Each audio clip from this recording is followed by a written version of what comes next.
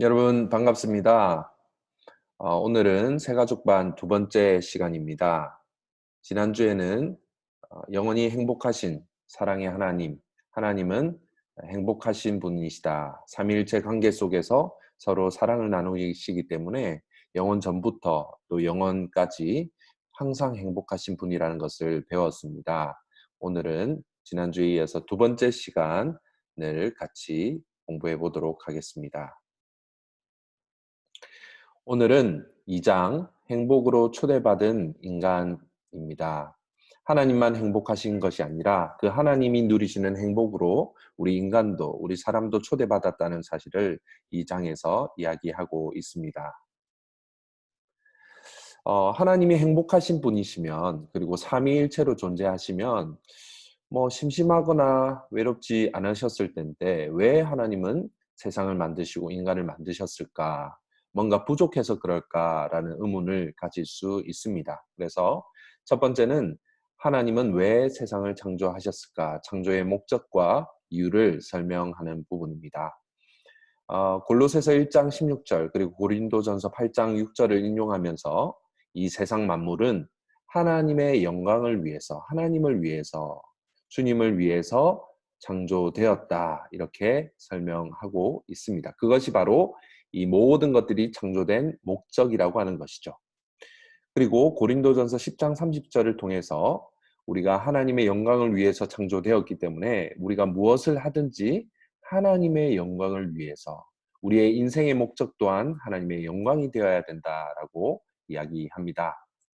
그러면 하나님께서 영광스러워지시는 방법이 무엇일까요? 이렇게 저자는 묻습니다. 그렇다면 창조 이전에는 하나님이 덜 영광스러우셨거나 무엇인가 부족하셨다는 말인가? 하나님이 우리를 만드신 이유가 영광을 받으시기 위해 우리를 만드셨다는 것이 마치 하나님의 영광이 좀 부족하신데 그 부족한 것을 인간을 통해서 세상을 통해서 더 보충하시려고 라고 하는 느낌을 받을 수 있다는 것이죠.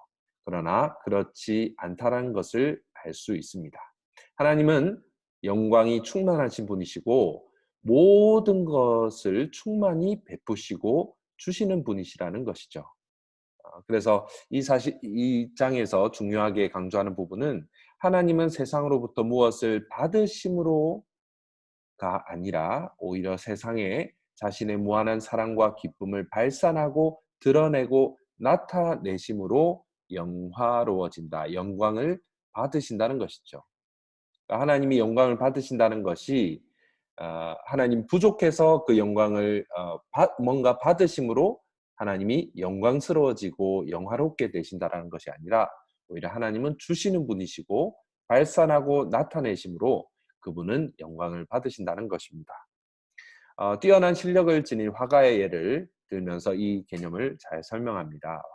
아주 뛰어난 실력을 가진 화가는 어떤 작품을 만들기 전에도 이미 그 실력이 그 안에 있고 그 안에 영광이 있습니다. 그러나 그의 창작 활동, 예술 활동을 통해서 그가 갖고 있던 영광과 실력과 그 모든 것들이 명예가 나타나고 드러내는 것처럼 하나님은 창조하시기 전부터 이미 충만한 영광을 갖고 계셨고 영화로우신 분이셨지만 이 창조를 통해서 그 영광을 발산하시고 나타내신다라고 하는 의미죠.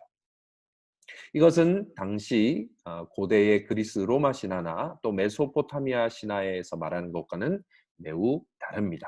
이 신화들에서는 공통적으로 신들이 인간을 만든 것이 신들이 뭔가 부족하기 때문에 인간을 통해서 그 부족분을 보충하기 위해서 또 인간은 섬기고 신은 섬김을 받기 위해서 인간을 만들었다고 하지만 성경에서만큼은 하나님이 인간을 만드신 이유가 뭔가를 받기 위해서가 아니라 인간에게 주시기 위해서, 인간에게 섬김을 받기 위해서가 아니라 인간을 섬기기 위해서 인간을 창조하셨다. 그리고 하나님이 이 세상과 인간을 섬기실 때에 하나님이 오히려 더 영광을 받으시고 하나님이 인간에게 사랑과 기쁨을 주실 때에 하나님이 더 영화롭게 된다라고 설명을 하고 있습니다. 따라서 인간은 자신이 가지고 있는 자원과 힘과 능력을 하나님께 드림으로 하나님을 영화롭게 하는 것이 아니라 오히려 풍성하고 넘치는 사랑의 근원이신 하나님께 받아 누림으로 그분을 영화롭게 한다. 그러니까 우리가 하나님이 어떻게 영광을 받으시는가, 어떻게 영화롭게 되시는가에 대해서 우리의 잘못된 생각을 가질 수 있다는 것이죠. 하나님은 받으심으로가 아니라 우리에게 주심으로써, 나누심으로써, 발산하심으로써 더 영화롭게 되시고 영광을 받으신다라는 의미입니다. 그래서 존 파이퍼 목사님은 아, 우리가 하나님 안에서 최고로 만족하고 기뻐할 때 하나님이 우리 안에서 최고로 가장 영광을 받으신다. 이런 표현을 사용했습니다. 하나님은 자신의 거대한 열정에 대해서 또 설명을 하고 있습니다. 하나님은 열정을 갖고 있으신데 그 열정은 자신의 영광을 위한 열정입니다. 하나님은 영광을 받기를 열정에 대해서 열정을 갖고 계시고 영화로워지고자 하시는 열정이 있습니다. 그런데 그 열정은 바로 하나님이 어떻게 영광을 받으시느냐, 자신의 백성들을 구원하시고 건지시는, 즉 섬기시는 일을 통해서 하나님은 영광을 받으십니다. 그래서 하나님이 영광을 받고자 싶어 하시는 그 열정이 가득하신데 하나님이 그 열정이 우리를 사랑하시는 하나님의 열정과 연결되어 있고 곧 하나라고 하는 것이죠.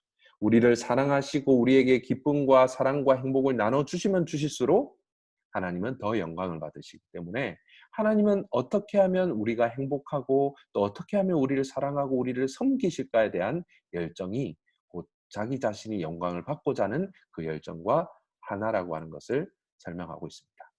그래서 창조물을 사랑하시고 창조물을 섬기시고자 하는 그 하나님의 열정, 더 사랑하고 더 섬기실수록 하나님은 더 영광을 받으시는 거죠.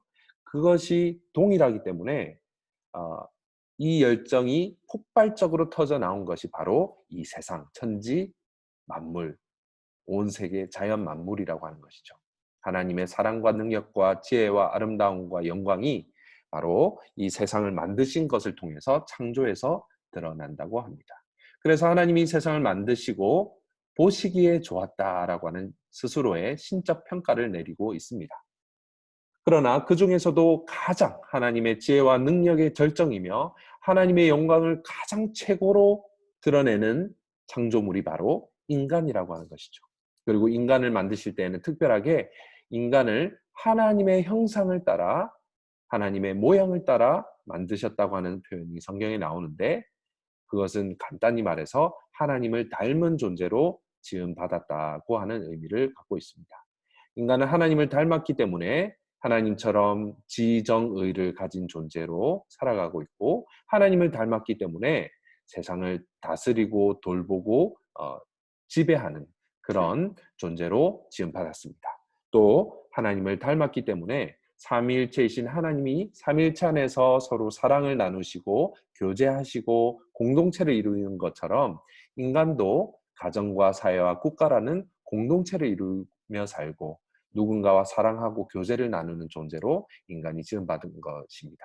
바로 하나님의 형상을 따라 지음받았기 때문이죠.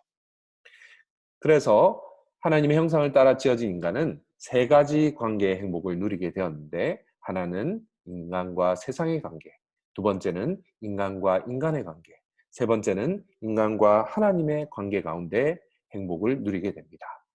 인간은 하나님의 형상을 가지고 세상을 돌보고 다스릴 그런 존재로 지음을 받았습니다. 여기서 다스린다고 하는 것은 함부로 아무렇게나 자기중심적으로 이기적으로 다스리는 것이 아니라 마치 목자가 자기 양떼들을 정성껏 먹이고 입히고 돌보듯이 정원사가 정원을 가꾸듯이 제사장이 성전을 돌보듯이 그렇게 돌보라는 것이죠. 또 인간과 인간 두 번째 인간과 인간의 관계에 있어서 하나님은 남자만 창조하지 않으시고 여자만 창조한 것도 아니고 남자와 여자 둘을 만드셔서 서로 교제하고 사랑을 나누게 서로 돕는 배필로 만드셨습니다.